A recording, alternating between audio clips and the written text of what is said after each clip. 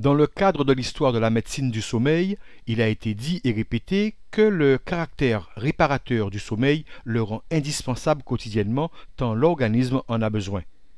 Lutter pour ne pas s'endormir est une des solutions pour détruire sa santé alors que 7 à 8 heures de sommeil la nuit sont nécessaires pour être en forme.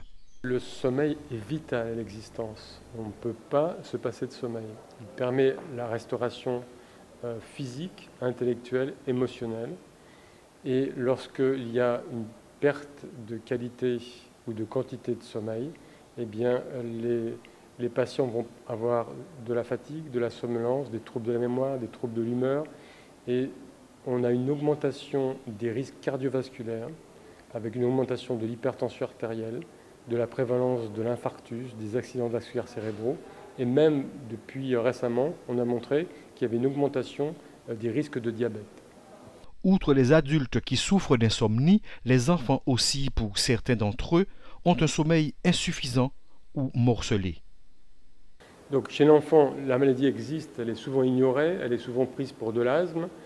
Ces enfants sont reconnaissables, ils ont souvent le nez bouché, les dents en avant et la bouche entrouverte. Et sur le plan comportemental, ils sont différents, ils ont tendance à être hyperactifs, avoir un déficit d'attention, c'est pour ça qu'ils ne sont pas très performants à l'école.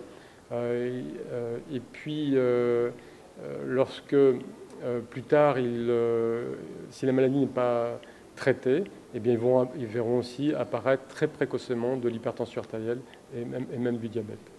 Le sommeil tient une place si prépondérante dans la vie de chaque individu que même les plantes privées de lumière parviennent à faire la différence entre le jour et la nuit pour accentuer leur croissance.